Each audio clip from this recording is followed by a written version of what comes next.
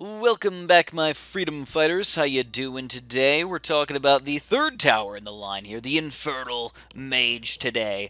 This guy is pretty wonderful, actually. I really like him as a tower. You know, we start off with him right from the get-go in the game. It's kind of exciting to be able to use this guy right from the get-go because he's solid. I actually can use him all the way into the end of the game as a decent tower in my arsenal. So the way you're going to think about him is a pure damage doer.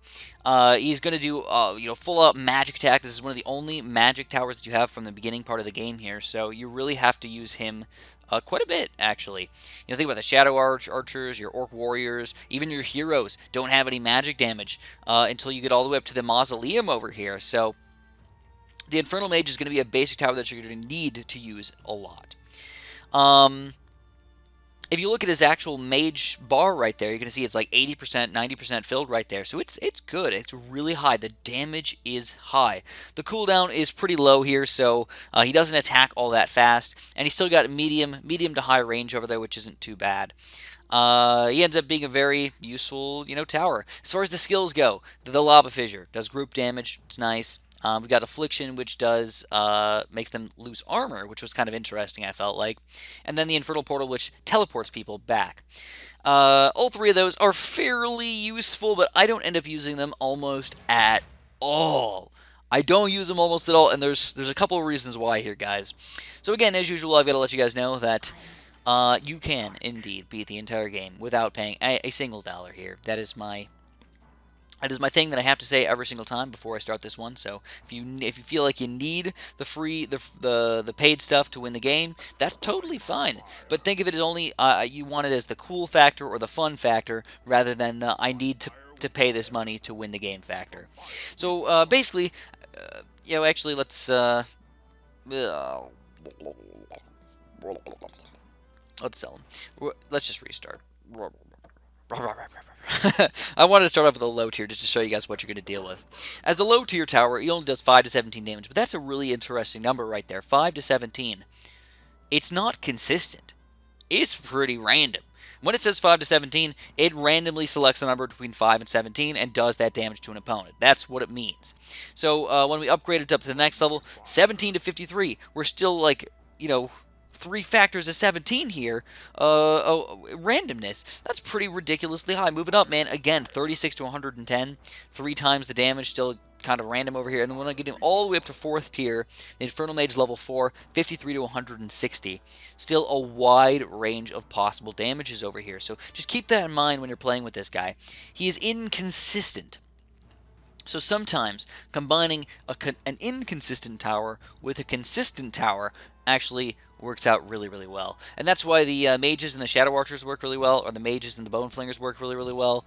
They're a solid combo because you're not going to overkill. That's what's going to happen a lot of times with this guy. He's going to overkill the enemies. For example, if he does this guy down to 17 health, well, boom, automatically we're going to at least kill him an extra 35 health, but we're going to kill him even further than that. We're probably going to kill him up to like negative 70 health.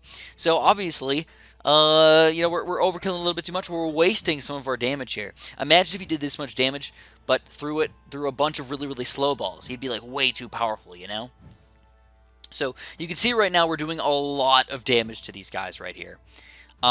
Pretty much everybody's dying. We've rarely had to use any reinforcements or anything to take these guys down. He's just a good damage doer, and that's what I think of him as. A 4th tier, fairly cheap, damage doing tower. Alright, now we're going to talk about the 3 abilities right here. Though, like I said, I don't really use them all that much in my games. I don't like them all that much. First of all, you've got the Affliction, which makes them lose 25% armor over 3 seconds. And then an Infernal Rune on the path that enemies over it suffer 50% armor loss for 3 seconds. It's kind of garbage. Like, I really don't use it almost at all. I don't really care that much about the armor in the first place. And when you'd only lose it for a little while, it's like, is this even worth it? I don't know.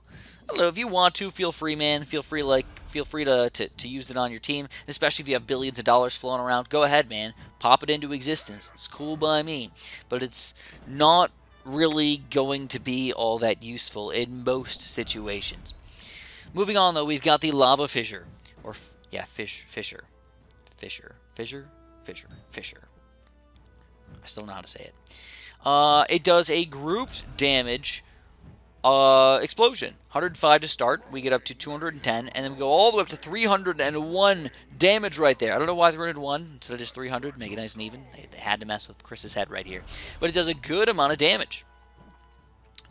I actually really like it. So yeah, you can see how it wears off after a little while. Like they still keep their armor. It's just so weird to see that happen, you know?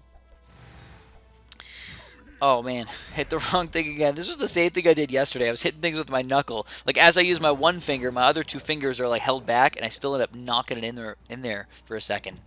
And last but not least, we've got the Infernal Portal, which teleports a group of 4 enemies backwards onto the path, and then you can teleport up to 6 enemies backwards onto the path. So that's a fully upgraded mage tower right here. But like I said, I don't ever get them. I don't feel like that's what they're useful for. I feel like the most useful mage is going to be a 4th tier, 0 abilities mage. Just get him up to 4th tier, let him do his standard regular attack of damage, pile him up all over the screen, and you're going to be a happy camper, guys. It's going to be wonderful. If you do want to end up getting any abilities, though, you're probably going to want to get the middle path one, because you're doing grouped damage. And whenever you get any group damage happening, it's usually pretty freaking nice over here. And then if you really want to, I mean, if you're pretty far back on the map or something like that, or you want to line people up a little bit better on some grouped areas, you might want to stand up and try and get the teleport going over here. But realistically, like I said, 4th tier standard 0/0 mages are probably the best way to go. If I had to give this tower a rating out of 10, which I've been giving every tower a rating out of 10, I would probably give him an 8. And the reason why is because I use him a lot. I love to use this guy, but I don't feel like he's very versatile. He is a damage doer, and that is all he does. If you try and mix him up and do all this stuff, I feel like you're just wasting money, and you're not going to be all that happy. It's just not that good. So if you felt like I did a good job explaining this tower to you guys, make sure you press that like button. If you think I did a bad job, feel free to press the dislike button and let me know in the comments below why I did a bad job or why you think you like to use all the abilities in your game. Subscribe if you haven't, and of course, have a super duper delicious day.